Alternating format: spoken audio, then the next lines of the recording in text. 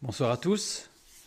Ce soir, notre deuxième partie sur cette parabole de Jésus où il dit « Je suis la porte », qui est en réalité la quatrième partie, puisque nous l'avons vu, cette parabole où Jésus dit « Je suis la porte », fait suite à une autre parabole, début du chapitre 10 de l'évangile de Jean, que nous avons étudiée. Et donc il y a une sorte de suite logique. Alors évidemment, ces deux paraboles peuvent être prises séparément, mais évidemment, c'est plus enrichissant de les prendre dans l'ordre, ce que nous avons fait. Donc, deuxième partie sur cette parabole de Jésus, « Je suis la porte ». Nous allons lire le texte de cette deuxième parabole dans Jean chapitre 10, les versets 7 à 19. Jésus leur dit encore, « En vérité, je vous le dis, je suis la porte des brebis. Tous ceux qui sont venus avant moi sont des voleurs et des brigands, mais les brebis ne les ont point écoutés. Je suis la porte. Si quelqu'un entre par moi, il sera sauvé. Il entrera, il sortira, et il trouvera des pâturages. Le voleur ne vient que pour dérober, égorger et détruire. Moi, je suis venu afin que les brebis aient la vie et qu'elles soient dans l'abondance. Je suis le bon berger. Le bon berger donne sa vie pour ses brebis. Mais le mercenaire, qui n'est pas le berger et à qui n'appartiennent pas les brebis, voit venir le loup, abandonne les brebis et prend la fuite. Et le loup les ravit et les disperse. Le mercenaire s'enfuit parce qu'il est mercenaire et qu'il ne se met point en peine des brebis. Je suis le bon berger. Je connais mes brebis et elles me connaissent, comme le Père me connaît et comme je connais le Père. Et je donne ma vie pour mes brebis. J'ai encore d'autres brebis qui ne sont pas de cette bergerie. Celles-là, il faut que je les amène. Elles entendront ma voix et il y aura un seul troupeau, un seul berger. Le Père m'aime parce que je donne ma vie afin de la reprendre. Personne ne me l'ôte, mais je la donne de moi-même. J'ai le pouvoir de la donner et j'ai le pouvoir de la reprendre. Tel est l'ordre que j'ai reçu de mon Père. Il y eut de nouveau, à cause de ces paroles, division parmi les Juifs. Je reviens sur ce que nous avons dit pour vraiment insister sur le fait que c'est vraiment la suite. Quand il dit, Jésus leur dit encore, paline, de nouveau, une fois de plus. Donc Jésus signale clairement qu'il revient dans le fil conducteur de ses propos précédents, dans cette première parabole, dans les premiers versets du chapitre 10 de l'évangile de Jean, dans lesquels il dénonce l'intoxication du peuple de Dieu par des enseignements détournés ou faussés. Donc on a pu voir déjà que cette parabole, en fait, elle se lit très très légèrement. Je suis le berger, c'est beau, c'est champêtre, c'est magnifique. Mais en réalité, les paroles sont très très lourdes de conséquences et très très fortes. Voilà. Donc je renvoie vers justement les deux premières parties sur un berger entre par la porte. Le verset 8, sur lequel nous allons nous attarder quelque peu. Tous ceux qui sont venus avant moi sont des voleurs et des brigands, mais les brebis ne les ont point écoutés. Nous allons surtout nous attarder sur le verset qui suit, verset 9. Brebis, nous avions vu que c'est probaton. Probaton vient du verbe probaino, aller en avant, s'avancer.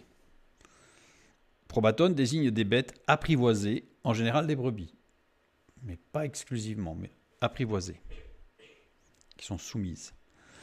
Le terme voleur et le terme brigand, nous l'avions vu, je le remets rapidement. Kleptes, celui qui détourne, c'est un nom qui est utilisé pour les faux docteurs, faux enseignants, dans la parole de Dieu.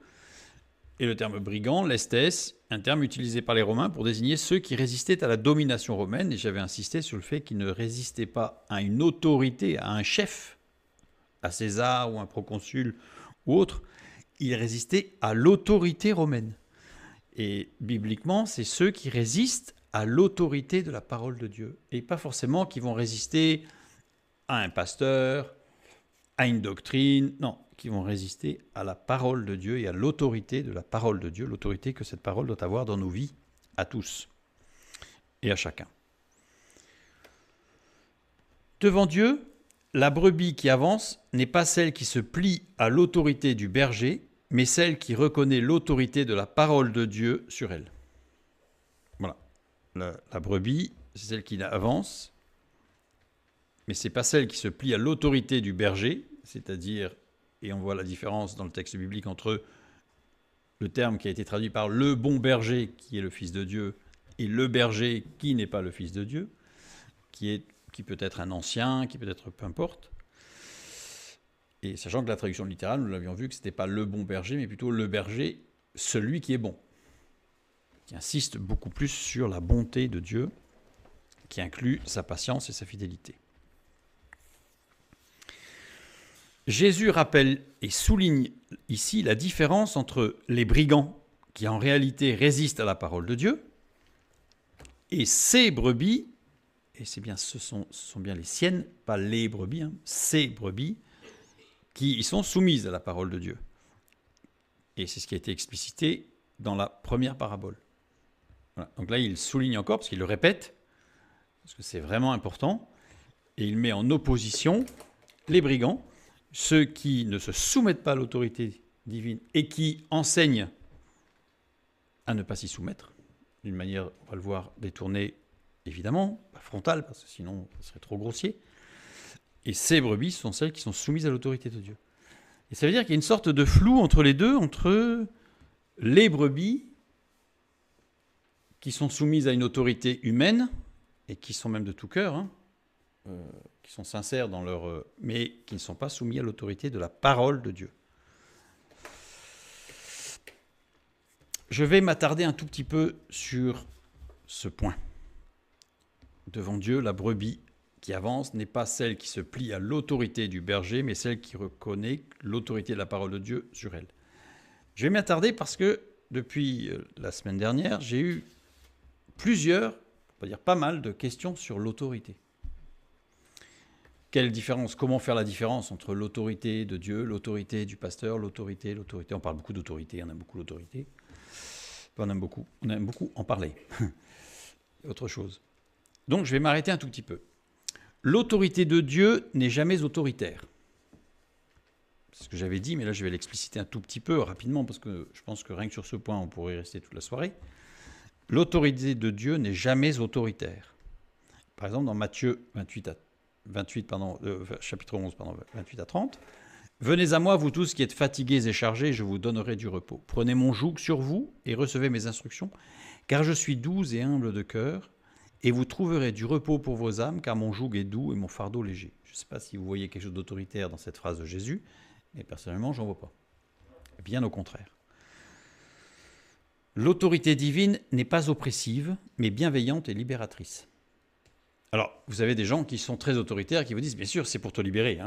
Mais même dans ce cadre-là, Dieu n'exerce pas une autorité autoritaire.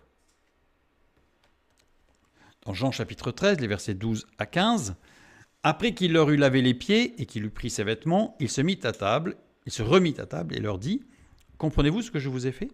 Vous m'appelez maître et seigneur, et vous dites bien, car je le suis.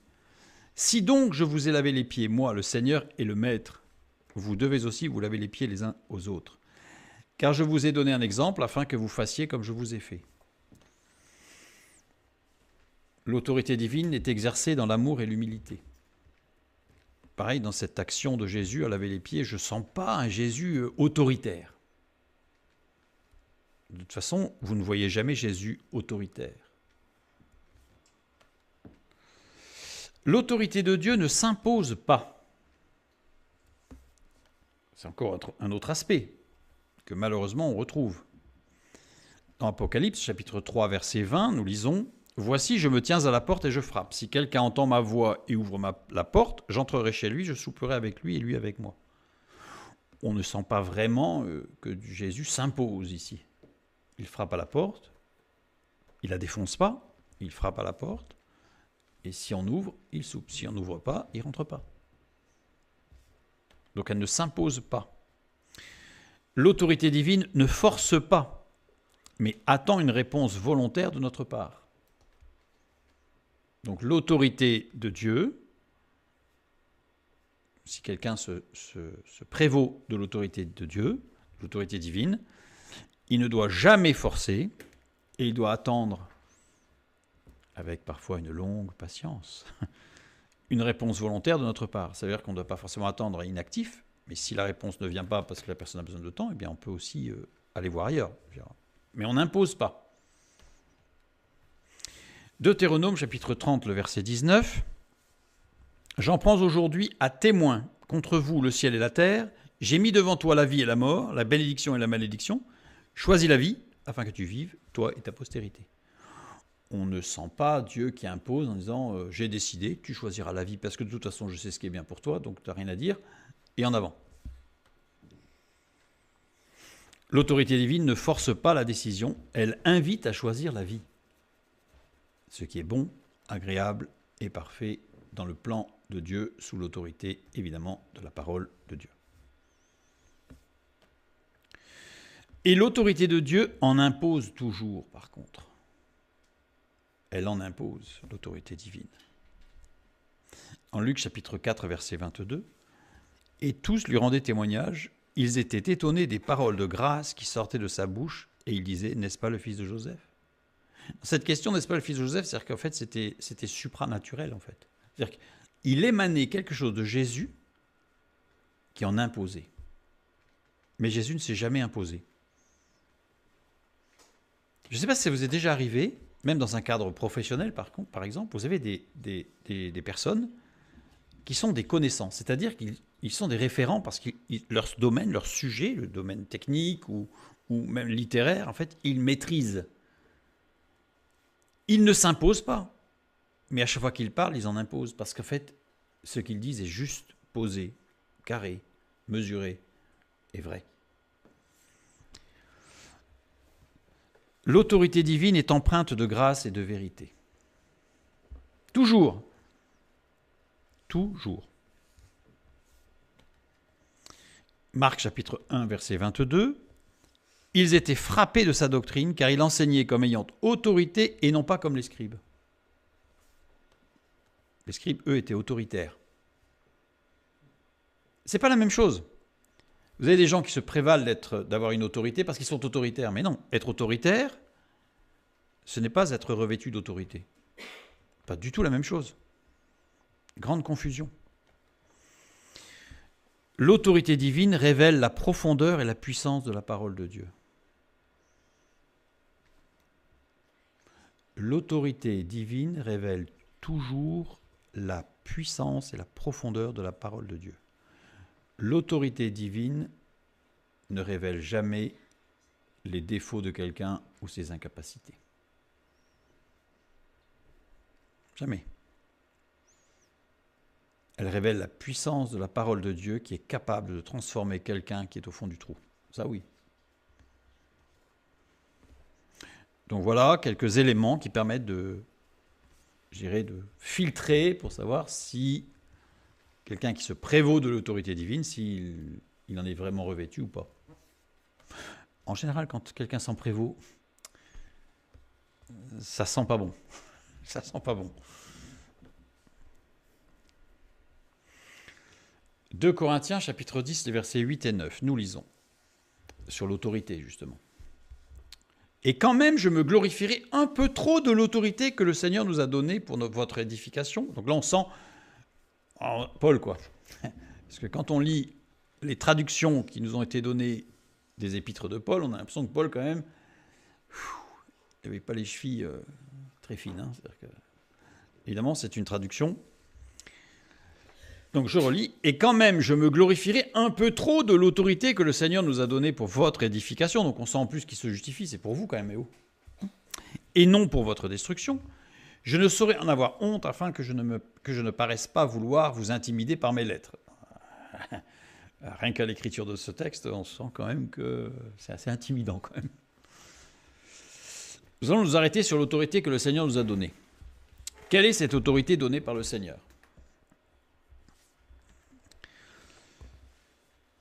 Quelle est cette autorité donnée par le Seigneur et dont certains se réclament avec force ? Je rajoute. Parce que c'est celle-là qui nous intéresse plus. Parce que celle qui est naturelle et qui en impose, je dirais presque, alors naturellement c'est un peu surprenant parce que justement ce n'est pas naturel. Et ça on va le voir en conclusion de notre étude. Donc c'est quelque chose de supranaturel, mais qui en impose sur le naturel justement, mais pas qui s'impose au naturel. Autorité, qu'est-ce que l'autorité ? Alors on va rapidement survoler parce qu'il y a beaucoup à dire. Le mot autorité vient du latin auctoritas, notre mot autorité. Auctoritas. L'auctoritas romaine était l'apanage du Sénat qui n'avait pas de pouvoir décisionnaire ni de pouvoir exécutif. C'est-à-dire qu'en fait, il prenait des décisions, mais qui n'étaient pas exécutées. Il n'y a pas d'exécution derrière. C'était quelqu'un d'autre qui devait l'exécuter ou pas. Contrairement à la potestas, qui est le pouvoir, qui imposait la force au peuple. Deux termes qui sont vraiment différents. Auctoritas, duquel a été tiré le terme autorité, et potestas, duquel a été tiré pouvoir. Et très souvent, on superpose les deux et on amène le pouvoir à l'autorité. Alors que, bibliquement, on va le voir, l'autorité n'a aucun pouvoir. Et c'était la force du système de royauté, du système du gouvernement que Dieu avait établi au départ avec David, qui a très vite d'ailleurs été abandonné, c'est qu'il y avait une autorité politique, une autorité prophétique, un pouvoir politique et un pouvoir spirituel. Il y en avait 4. Et pour former un équilibre. Il y a une citation latine, potestas in populo, auctoritas in senatu, c'est-à-dire le pouvoir au peuple, l'autorité au Sénat. Ça, c'est Cicéron, Traité des lois, livre 3, donc c'est une définition de l'autorité romaine, de l'autorité latine et du pouvoir. Celui qui porte l'autorité était un auctor. En latin, donc chez les Romains, l'auctor, personne qui se porte garant, littéralement. Celui qui a l'autorité, c'est celui qui se porte garant pour quelqu'un qui n'était pas juridiquement majeur ou solvable. Donc, quelqu'un qui se prévaut de l'autorité, là je ne parle même pas biblique pour l'instant, je parle simplement au niveau sémantique, au niveau du vocabulaire. Eh bien, s'il se prévaut d'une autorité, alors il se porte garant de celui sur qui il a autorité. Quand on se porte garant, ce n'est pas vis-à-vis de la personne elle-même, c'est vis-à-vis de l'entourage. On est garant vis-à-vis d'un tiers. L'auctor, c'était l'auteur, on parle en français, on peut dire l'auteur, hein, se porte garant et est responsable de ce qu'il écrit. Ce qui paraît assez logique. S'il se prévaut d'une autorité, s'il écrit, il va être porté la responsabilité de ce qu'il écrit. Vient du verbe augere, qui veut dire augmenter.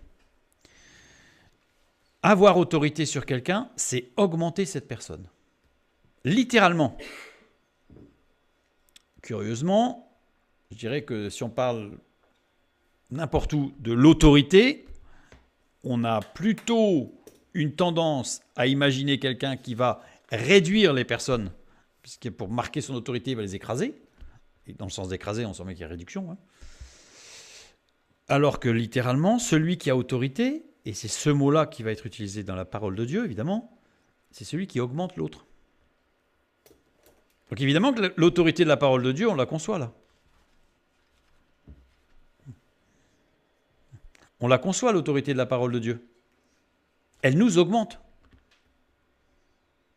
Parfois, vous avez des personnes qui vous disent « Ah non, mais la parole de Dieu, non, mais c'est un vieux... Non, moi, je vais être libre. » Je vais être libre. Oula, quelle confusion. Parce que l'autorité de la parole de Dieu, ben justement, elle nous augmente. Et on le verra encore mieux à la fin. Oh, qu'est-ce qui se passe sur mon écran? Voilà. Il n'y a d'autorité que celle qui augmente, enrichit, fait grandir, valorise, met en valeur, renforce, consolide, étaye, édifie. S'il n'y a pas ça, ben ce n'est pas une autorité. Peut-être un pouvoir, potestas, mais pas une autorité. Paul Valéry a réussi à donner une très juste définition en notant dans un de ses cahiers la définition de comment il définissait l'autorité. Et j'aime lire certains écrivains qui ont le mot juste pour exprimer une idée qui, dans notre esprit, est assez difficile à définir.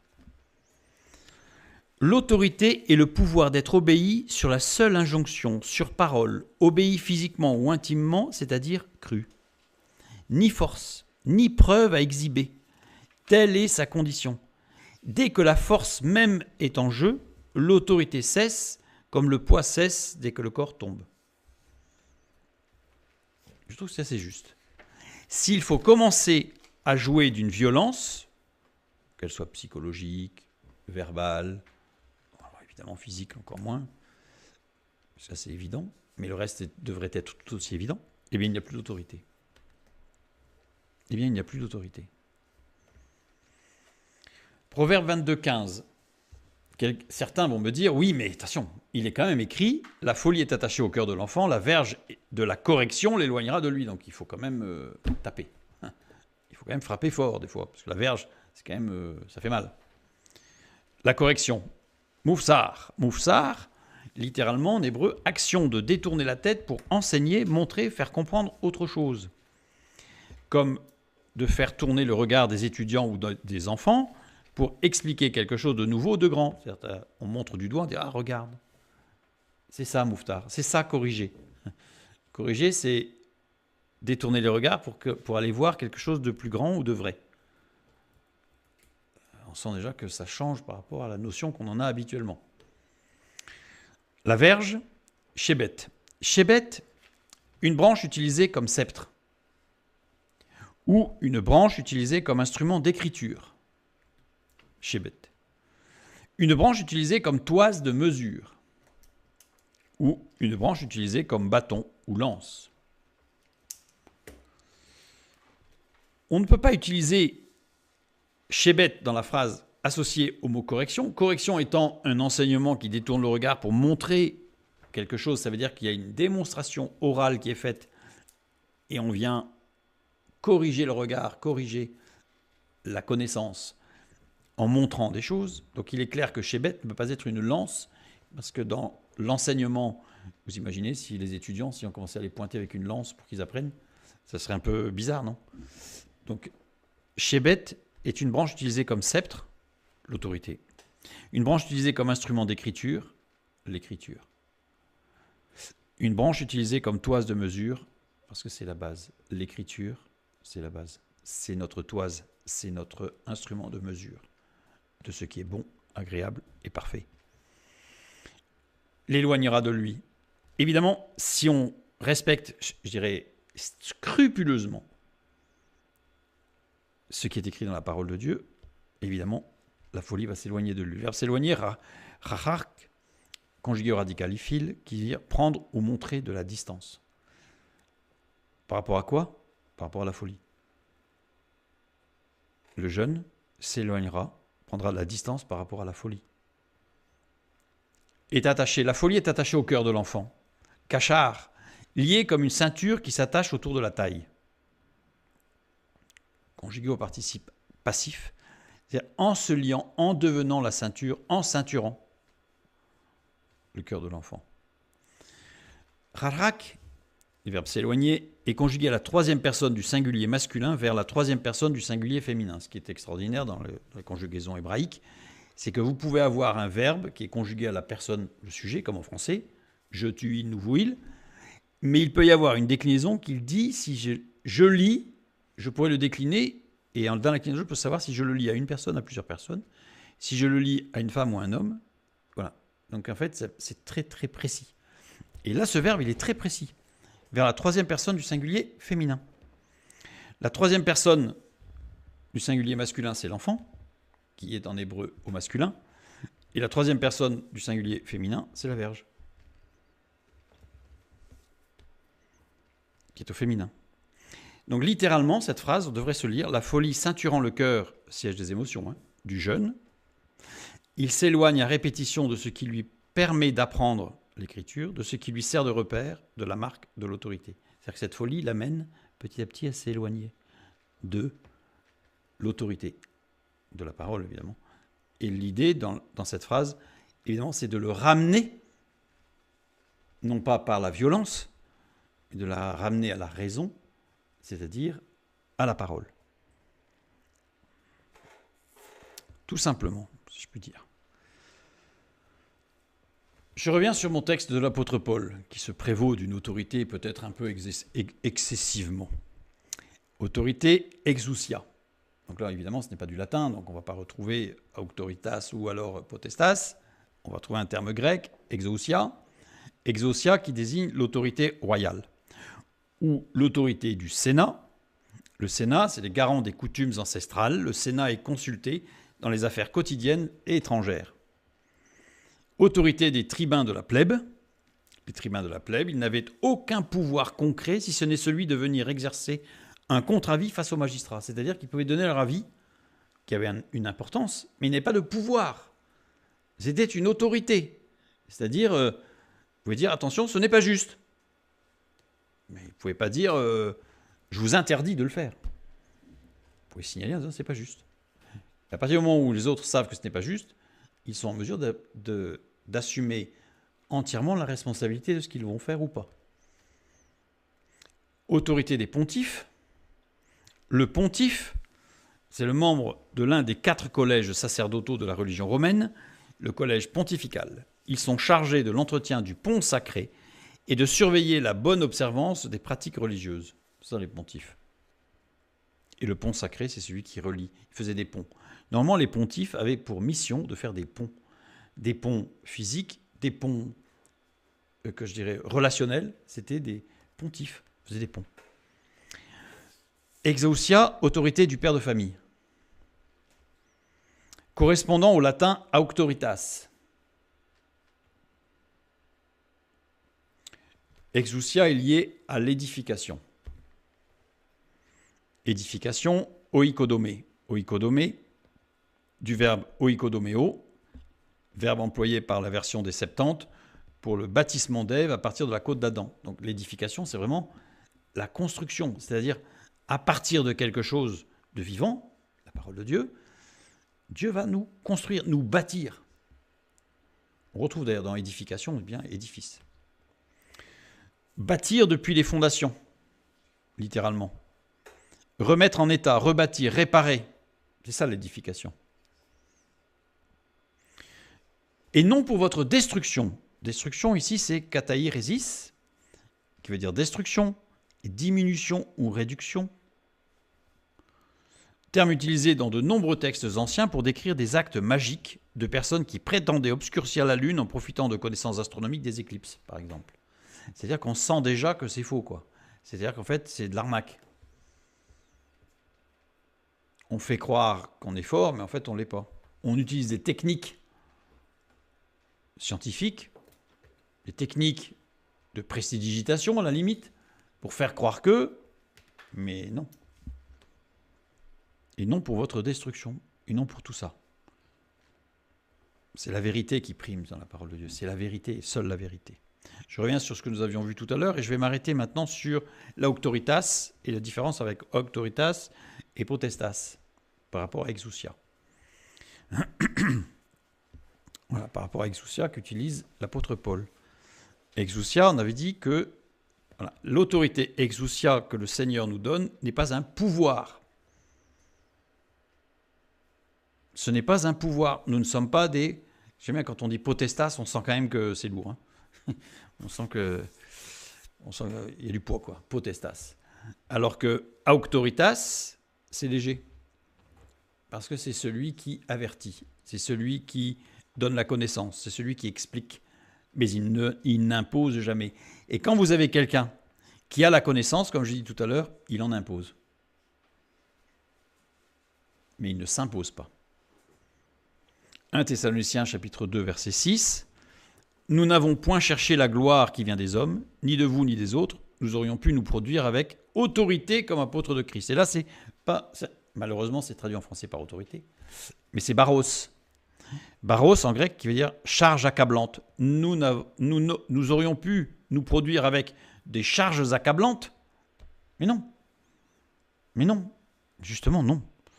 Force, avec une notion d'armée, donc vraiment de violence. Puissance, ça c'est le potestas. Nous n'avons point, et le verset 7, mais nous avons été pleins de douceur au milieu de vous, de même qu'une nourrice prend un tendre soin de ses enfants. Alors là, voilà, on a compris. Hein. Le mot qui a été traduit par autorité et qui porte énormément à confusion, parce que c'est le même mot en français qui a été traduit. En fait, non, là c'est la potestas. Et justement, Paul dit, nous aurions pu, mais non. Voilà, l'autorité que Dieu donne, elle est définie là, clairement. Clairement. Je reviens maintenant, c'est pour ça que j'ai pris un peu de temps, mais comme j'ai eu beaucoup de questions, comme ça, on va clarifier un petit peu ce que c'est que l'autorité. Et le berger, le bon berger, ben, il a cette autorité. Pourquoi? Parce qu'il appelle ses brebis et elles le suivent. Il ne les attrape pas au lasso, il les accroche les unes derrière les autres et il tire. Non. Il les appelle et elles suivent. Pourquoi? Parce qu'il a l'autorité qui en impose. Vous avez parfois dans des groupes qui sont très dissipés, puis vous avez certaines personnes qui arrivent pour mettre le calme et se mettent à hurler ou à crier, ça ne changerait pas grand-chose en fait. Et puis vous avez d'autres personnes qui vous disent s'il vous plaît. Et rien que là, boum, tout le monde se calme. Parce qu'il y a une personne qui en impose et il y a une autre personne qui essaie de s'imposer. Jean chapitre 10, verset 9. Je suis la porte, Jésus qui dit, si quelqu'un entre par moi, il sera sauvé, il entrera, il sortira et il trouvera des pâturages. Nous allons maintenant nous arrêter sur le verset 9, qui est mis en opposition avec le début du verset 10. Le voleur ne vient que pour dérober, égorger et détruire. C'est-à-dire que Jésus, là, il me fait une opposition entre moi, je suis la porte et voilà ce que je propose, et l'autre, ou les autres. Et le voleur ne vient que pour dérober, égorger et détruire. Moi, je viens vous donner la vie, lui, il vient pour vous tuer. Grosso modo, c'est ça. Donc il met en opposition, Jésus, ces deux typologies de comportement. Vous avez vu que le voleur, le kleptès, en vue, c'est celui qui détourne, et le nom est transmis aux faux enseignants qui n'ont pas soin d'instruire, mais abusent de la confiance pour leur propre gain. Alors leur propre gain, forcément, c'est pas forcément financier. Hein. Ça peut être la gloire, ça peut être, etc., bien sûr. Ne vient que pour dérober. Logique, si le kleptès, il vient klepto. Hein. C'est-à-dire qu'on sent quand même que les racines sont un peu les mêmes. Donc le verbe klepto en grec, qui veut dire dérober par surprise, par ruse, tromper, abuser, dissimuler, cacher des choses sous de faux noms, de fausses appellations, de fausses attitudes, bibliquement de fausses doctrines, des choses qui ne sont pas vraies, mais qui manipulent, vous savez, qui sont impressionnantes, mais qui en réalité sont creuses. Faire avec dissimulation, accomplir avec perfidie. Dissimulation, ça ne veut pas dire qu'on cache quelque chose, c'est-à-dire qu'on ne dit pas tout. C'est pas tout à fait pareil. C'est facile de ne pas tout dire. Mais j'ai pas menti. Oui, enfin par omission, volontaire, ça sent quand même la tromperie. Prendre par fraude, obtenir par une certaine violence, s'emparer du pouvoir. Le kleptès, il vient par diverses techniques, manipulations, prendre le pouvoir, s'emparer du pouvoir. S'emparer du pouvoir, ça n'est pas forcément fait avec une violence physique, mais on va d'abord écarter les concurrents, petit à petit. Voilà, il y a toutes sortes de choses qui permettent de s'emparer du pouvoir. Égorger maintenant. Égorger, c'est quand même violent, hein, on peut le dire. Le verbe grec, tuo, verbe d'emploi rare. Il y a 14 occurrences dans le Nouveau Testament, mais c'est un verbe qui est rarement employé. Vous allez voir pourquoi par rapport à sa définition. L'un des premiers exemples d'utilisation de ce verbe se trouve dans un papyrus fragmentaire contenant un édit royal concernant la constitution de l'une des cités grecques d'Égypte. Il y est utilisé pour faire référence à l'incorporation des dèmes dans les fratries. Alors, qu'est-ce que les dèmes? Les dèmes, c'est l'équivalent un peu des communes en France. Enfin, c'est des petits groupes autour d'un petit village ou d'une petite ville, en fait. Donc, on va appeler ça l'équivalent d'une commune, avec justement le démarque, qui va être l'équivalent du maire pour nous, hein, si on faisait une transposition moderne.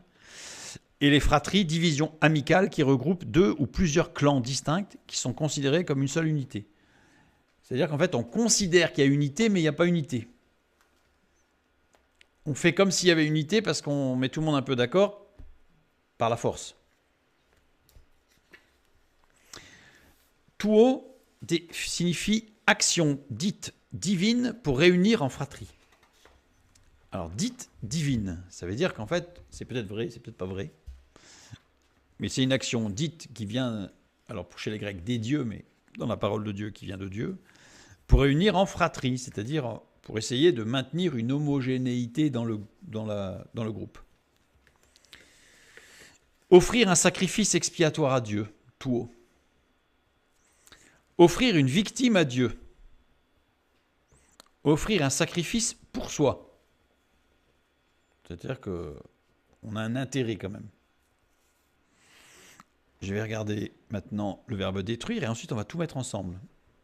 Et on va avoir une caractéristique assez précise du kleptès, du voleur. C'est-à-dire de celui qui est mis en opposition de l'œuvre de Jésus-Christ. De verbe détruire, apolumi. Apolumi qui veut dire détruire, faire périr, au sens physique ou spirituel. Perdre, rendre inutile, au sens de priver de valeur ou de fonction. Faire disparaître, anéantir, mettre à mort, tuer, dans un contexte violent cette fois-ci. Donc, le voleur, si je récupère tout ça ensemble et que cette définition dans une seule phrase, le voleur prend le pouvoir, dissimule certaines choses, use de violence, j'ai mis entre guillemets parce que ce n'est pas forcément les coups de poing, évidemment, détruisant, rendant inutile, privant de valeur ou de fonction, se justifiant d'œuvrer à la cohésion du groupe pour Dieu, allant jusqu'à sacrifier certains du groupe. On justifie de tuer quelqu'un, pas physiquement bien sûr, mais moralement, spirituellement, socialement, sous prétexte que c'est pour sauver la cohésion du groupe. Autre technique utilisée, décrite ici par Jésus, le contradicteur, on va le rendre inutile, c'est-à-dire qu'en fait, on va lui enlever ses fonctions, ou on va le priver de valeur, c'est-à-dire qu'on va le dénigrer, et puis alors pas forcément frontalement, parce que ce serait trop gros quand même, faut pas, voilà. Mais petit à petit, on va faire des petites escarbiches, des petits coups, des petits pics, et puis petit à petit, la personne va perdre de sa valeur, puis au bout d'un moment, c'est bon, elle est rendue inutile, c'est bon. Celui-là ne fera plus de mal. Et tout ça, sous le prétexte d'œuvrer pour Dieu. On a vu tout à l'heure ce que c'était que l'autorité. L'autorité en Jésus-Christ, c'est pas ça.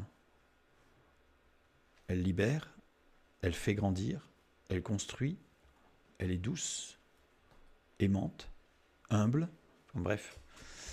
Tout sauf la définition du kleptès, du voleur. Celui qui justement n'est pas rentré par la porte dans la bergerie. Et tout ça, et j'insiste, j'ai mis entre guillemets ainsi, mais allant jusqu'à sacrifier certains, oui, pour l'œuvre de Dieu, ça justifie qu'on puisse en détruire quelques-uns quand même.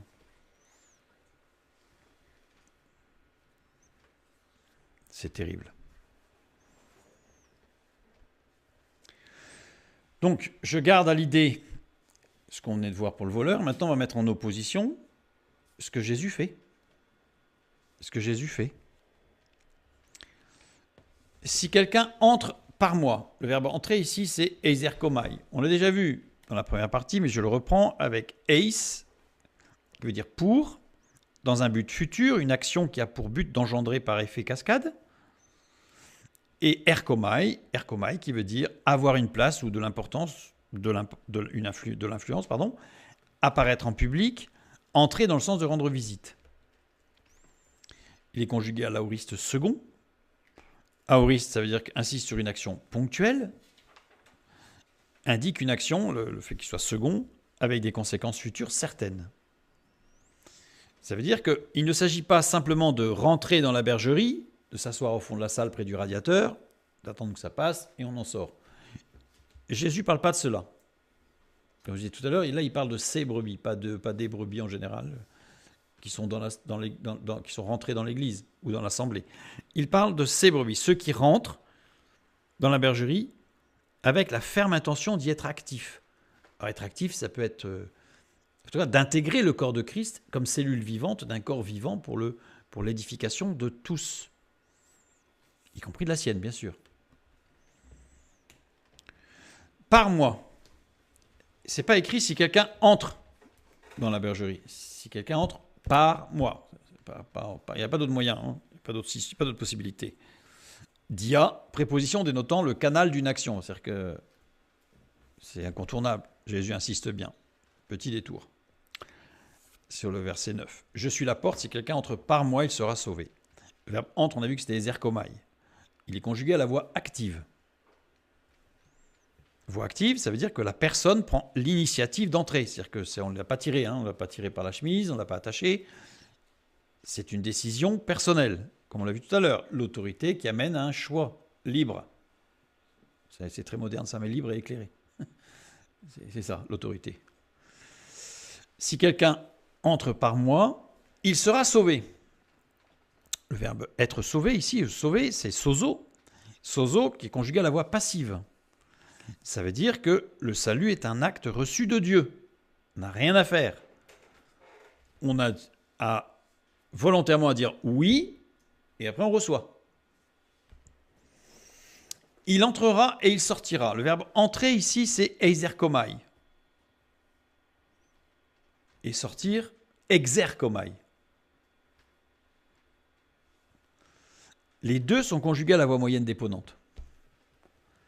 Ça veut dire que le sujet est conduit par l'esprit pour bénéficier pleinement des actions d'entrer et de sortir. C'est pas lui qui décide. Il suit. La brebis, c'est celui qui suit. Elle est apprivoisée, donc elle écoute. Mais c'est jamais sous l'autorité de Saint-Esprit, ne s'impose pas. Mais il en impose. Si quelqu'un entre par moi, il sera sauvé. 2 points. Il sera conduit à entrer et il sera conduit à sortir. Littéralement, c'est ça. C'est pas, parce que tel que c'est traduit là, on a l'impression que si quelqu'un entre par moi, il sera sauvé. Puis après, il fait ce qu'il veut, quoi. Il rentre, il sort, il dort dehors, il fait ce qu'il veut, en fait. Non.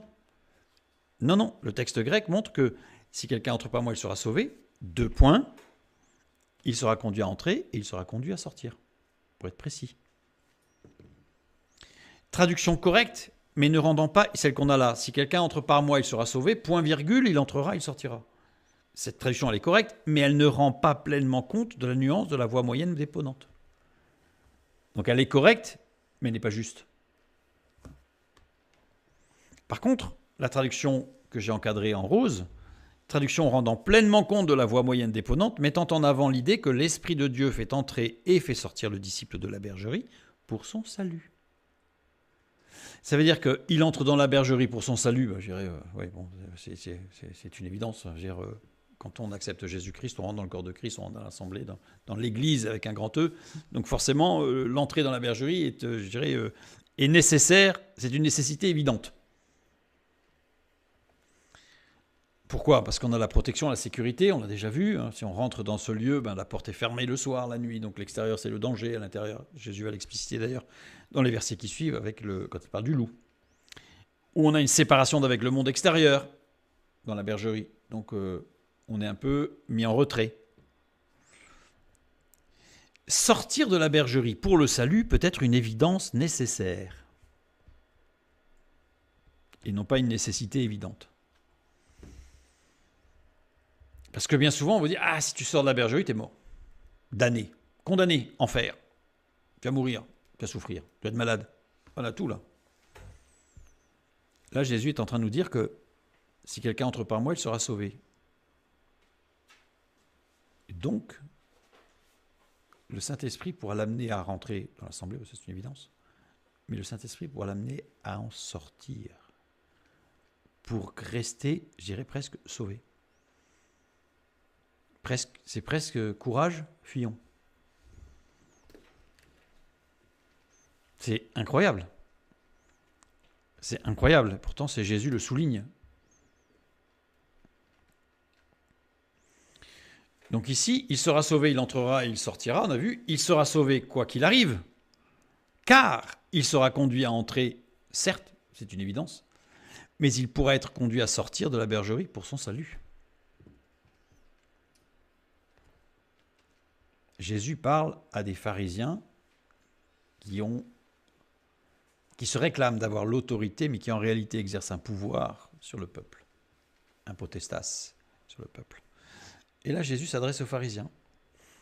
Imaginez comment les pharisiens, ils n'ont pas apprécié. Ça a dû avoir du mal à passer quand même.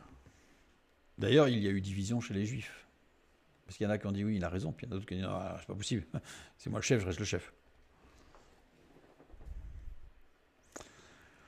Je reviens sur le texte pour continuer sur verset 9 de Jésus. Donc on a vu ce que ça veut dire, il entrera, il sortira. On a compris. Et il trouvera des pâturages. Le verbe trouver ici, eurisco. Eurisco, se rencontrer avec, trouver par enquête, examen, recherche, observation au travers de la pratique et de l'expérience. Donc là, trouver des pâturages, ce n'est pas dans une spiritualisation extraordinaire, voilà, d'une connaissance des textes spirituels. Non, non, c'est l'expérience, c'est la pratique. Apprendre et comprendre les tenants et les aboutissants. Se procurer, obtenir, acquérir. Décrit un processus d'acquisition de la connaissance pour comprendre et savoir comment garder et obtenir quelque chose. Le résultat de ce processus est la maturité spirituelle. Le résultat de ce processus, c'est la maturité spirituelle. Pâturage, nommer. Nommer en grec, qui veut dire distribution, gratification, largesse. Par échu, l'eau. Application d'un bandage. Lieu pour paître, pâturage, pacage. C'est en dernier lieu, c'est le dernier sens. Dans la bergerie, il y a partage, dons, soins et nourriture. C'est une évidence. C'est une évidence. Dans la bergerie. Mais quand la bergerie commence à dysfonctionner, on peut être amené à sortir. Et celui qui sera conduit par l'esprit à sortir de la bergerie trouvera aussi partage, dons, soins et nourriture. Attention, s'il est conduit par l'esprit. Ça, c'est le sous-jacent, la forme moyenne déponente. Psaume 23, verset 2. Il me fait reposer dans de verts pâturages, il me dirige près des eaux paisibles. C'est lui qui me dirige, qui me conduit. Faire reposer, rabatz. Rabatz, qui vient de la racine composée Reish Beit Tav Samek, désigne un lieu de repos. Conjugué au radical ifil. Littéralement, l'Éternel fait de David un lieu de refuge et de repos. C'est pas il me fait reposer dans de verts pâturages, mais littéralement, c'est il me fait devenir un lieu de repos. Il va amener Dieu, l'Éternel Dieu, a amené David à devenir mature. Avant la sortie, il y a eu un processus de maturation et la sortie fait partie de la maturation. Quand toutes choses sont conduites par le Saint-Esprit, bien sûr. C'est-à-dire que ce n'est pas un coup de tête, ce n'est pas une impulsion, c'est quelque chose qui a été posé, qui a été réfléchi devant Dieu, devant l'autorité de la parole de Dieu, et on ne peut être amené à sortir de l'assemblée. Attention, j'insiste, on peut être amené. Je n'ai pas dit on doit sortir. Voilà. Il n'est pas dit non plus que tout le troupeau sort d'un coup. Il dit qu'on peut être amené à sortir, des frères et sœurs sortiront plus tard, on peut être amené à y revenir. C'est Dieu qui conduit, il faut se laisser conduire par le Saint-Esprit. Et tout ça pour notre salut. Je dirais presque, je vais prendre une image, imaginez, vous devez voyager, vous montez dans un bus. Dieu vous dit, voilà, tu montes dans ce bus, tu vas arriver là-bas. On monte dans le bus.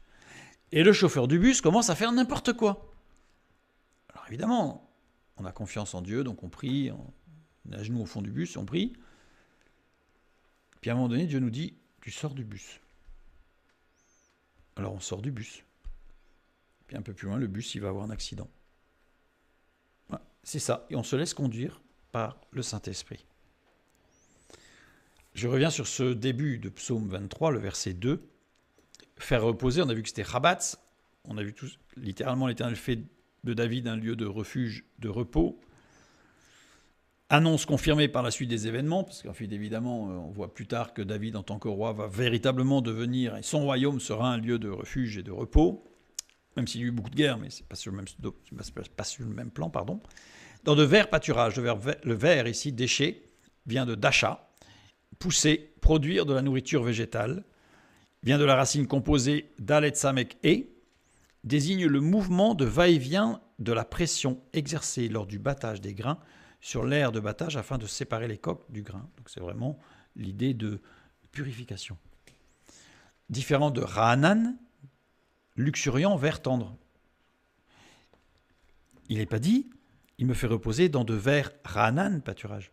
Luxuriant, magnifique, bien gras, tout ce que... Non, déchet. Déchet, ça veut dire qu'il y a cette notion, c'est difficile. Cette notion de difficulté, mais cette notion de maturation. Cette notion de devenir quelque chose d'utile. Pâturage, na, vient de la racine primaire nun, aleph, et. Être avenant, beau, convenable. Désigne une habitation, en particulier la maison du berger, et par extension une prairie, un pâturage. L'Éternel fait de David un appui reposant et une source de renouvellement. Il ne s'agit pas d'abnégation ou de dévouement, mais de reconnaissance de la gratitude envers Dieu, par rapport au fait de grandir, etc.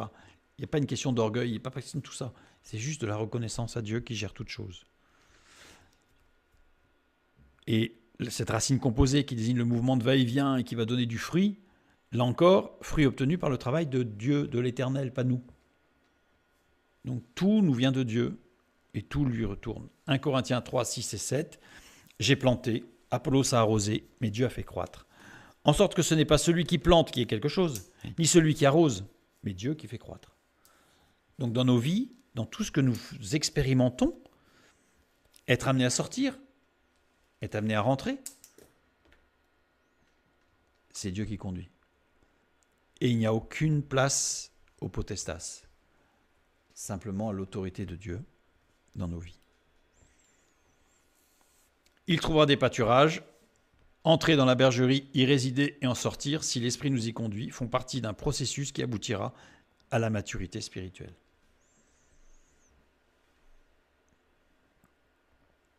En général, quand ça se passe comme ça, on va remarquer que si Dieu nous conduit à sortir, que celui qui se prévaut de l'autorité divine, ça ne va pas bien passer. Alors que l'autorité divine, c'est de la liberté à la limite. Toute personne, Jésus a dit à ses disciples, et vous ne voulez pas partir non plus? Est-ce qu'il a été autoritaire, Jésus? Qu'est-ce que c'est que ça?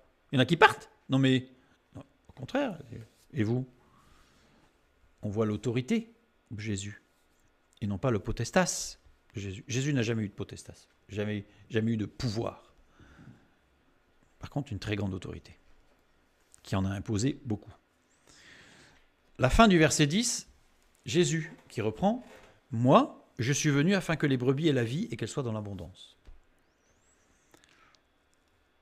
Je suis venu, erkomai, à avoir une place ou de l'influence, de l'importance, apparaître en public, entrer dans le sens de rendre visite.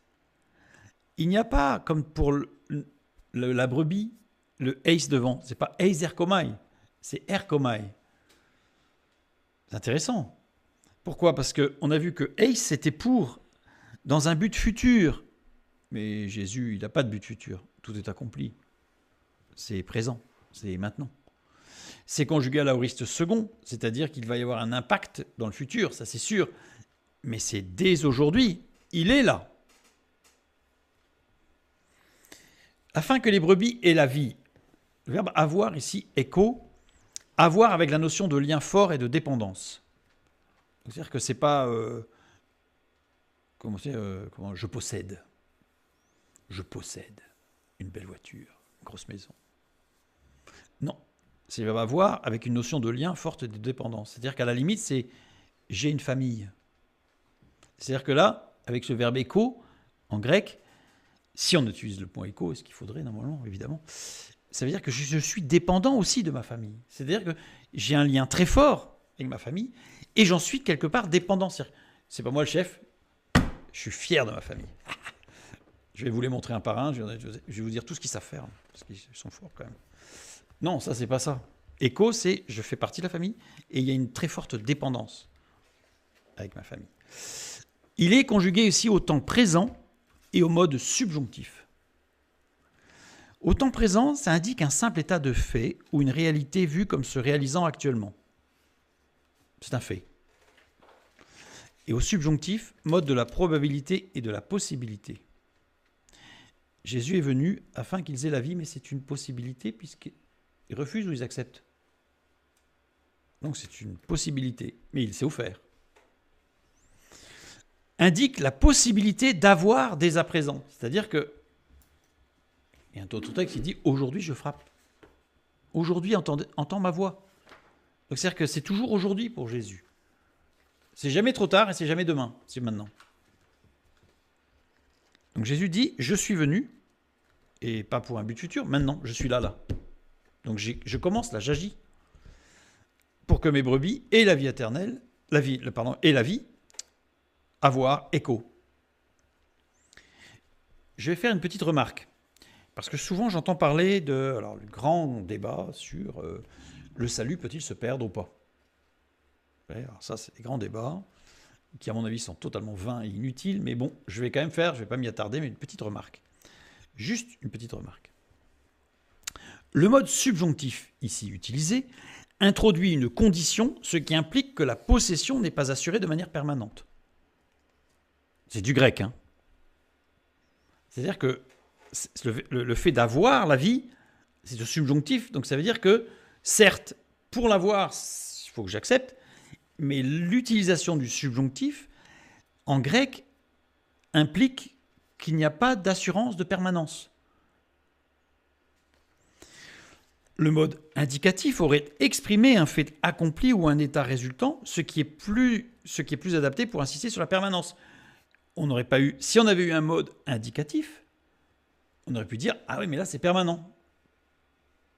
Mais en grec, c'est un mode subjonctif. Donc, il y a la possibilité que ce ne soit pas permanent. Ça ne veut pas dire que ça ne l'est pas. C'est possible que ce ne le soit pas.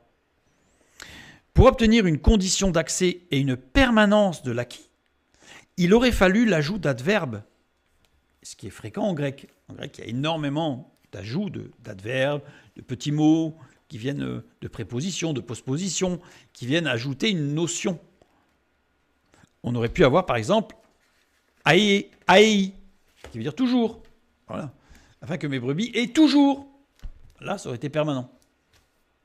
Ou alors, eis aei, pour toujours. Ou encore, diatelos, de manière continue. Mais, dommage pour ceux qui disent qu'une fois qu'on est sauvé, on peut faire n'importe quoi de sa vie, on restera sauvé. Le texte biblique est très clair sur le fait que le salut peut se perdre, au même titre qu'il s'acquiert par la grâce. Et il peut se perdre par la bêtise. Parce que refuser cette grâce, excusez-moi, mais ça s'apparente, et je suis gentil quand je dis bêtise. La parole de Dieu, elle dit que c'est celui qui refuse la grâce, il est stupide. La vie, Zoé. Il existe deux mots en grec pour décrire la vie. Bios, alors, la vie biologique, bios, l'existence, quoi, ce qui est physique. Zoé, le principe vital qui se retrouve dans tout être bio-vivant. C'est-à-dire qu'en fait, le bios, c'est le vivant, je dirais, biologique, et le zoé, c'est l'état au-dessus. Et là, c'est pour ça que j'ai beaucoup de mal quand je lis ce verset dans cette version, parce que à chaque fois, ça me fait mal. Et qu'elle soit dans l'abondance, le verbe qui était traduit par être, c'est le verbe écho, avoir. Conjugué lui aussi au présent et au mode subjonctif. Tout ça, c'est une réalité dès aujourd'hui, mais qui est sous-tendue par ma position à moi. Littéralement, et qu'elle l'est en abondance. Je suis venu afin que les brebis aient la vie et qu'elle l'ait en abondance, et non pas qu'elle soit dans l'abondance. Vous imaginez la dérive? Alors j'ai regardé, et qu'elle soit dans l'abondance, ce ne sont que les traductions, je dirais, après la fin du XXe siècle. Vous n'avez pas de traduction ancienne qui vous parle d'être dans l'abondance. C'est vraiment très moderne, ça. C'est très moderne. Même la Vulgate sur laquelle j'avoue que plein de passages quand même qui sont franchement détournés, même la Vulgate en latin elle dit clairement « Je suis venu afin que les brebis aient la vie et qu'elle l'ait en abondance ». Les versions anglaises aussi, la King James. Voilà. En fait, il n'y a que les dernières versions qui ont mis « être dans l'abondance », qui va avec l'évangile de prospérité, etc. Ça brosse dans le bon sens. Donc c'est très vendeur. Hein. Mais la parole de Dieu, elle ne cherche pas à se vendre. Dissimuler certaines choses, c'est déjà commencé hein, à être le kleptès. Et le terme « en abondance », qui n'est pas du tout en grec « dans l'abondance », mais « en abondance », périssos. Périssos, au-dessus du suffisant. Extraordinaire. J'ai fait exprès de mettre un trait d'union parce que extraordinaire, c'est un peu magnifique, c'est plein d'étoiles, c'est beau. Non mais extraordinaire, c'est-à-dire qu'il sort de l'ordinaire. Remarquable. Ça va de pair avec l'autorité qui en impose. C'est remarquable. Le bios, quand on y regarde bien, le terme grec bios, c'est la vie nécessaire. C'est-à-dire que sans bios, il n'y a rien. Il n'y a rien sans bios. Le zoé, c'est la vie suffisante. Mais qu'est-ce qu'il peut y avoir au-dessus du suffisant? Qu'est-ce qu'il peut y avoir au-dessus de la vie suffisante? Eh bien, il y a un terme grec, qui est utilisé dans le Nouveau Testament d'ailleurs, qui est aion, qui est la vie hors du temps, la vie éternelle, celle qui est au-dessus du suffisant. La vie éternelle. C'est la vie, Mokael, c'est la vie périssos en réalité. Et c'est là le texte, ce que Jésus dit, « Je suis venu afin que les brebis aient la vie ». Zoé, donc ça veut dire que le principe vital, qu'on soit dans l'équilibre corps, âme, esprit, esprit, âme et corps, qu'on retrouve cet équilibre qui a été perdu, qu'on retrouve cette dynamique de construction, de libération, je dirais presque d'autosuffisance sous la dépendance du Saint-Esprit, bien sûr, et de Dieu, mais d'autosuffisance dans le sens où on n'est plus lié par la loi du péché qui nous oblige à faire des choses qu'on ne veut pas faire. Et qu'elle est en abondance, et que cette vie aille jusqu'à l'éternité. Et que cette vie aille jusqu'à l'éternité. C'est l'inverse du kleptès. C'est l'inverse du kleptès. Pour ce soir, nous allons nous arrêter au verset 10 du chapitre 10 de l'évangile de Jean. Et nous verrons la prochaine fois la suite, parce qu'il y a des choses très intéressantes quand Jésus dit « J'ai d'autres brebis qui ne sont pas de cette bergerie ». Qu'est-ce qu'il veut dire par là? Voilà. Donc, il y a beaucoup de choses. De toute façon, quand Jésus parle, c'est pas pour rien dire. Au contraire, c'est chaque parole de notre Sauveur et Seigneur est une parole divine qui est d'une profondeur. Je pense qu'on aura la notion de cette profondeur que quand on sera avec lui, là-haut. C'est tellement profond. Continuez à lire la parole de Dieu. Que Dieu vous bénisse et à bientôt.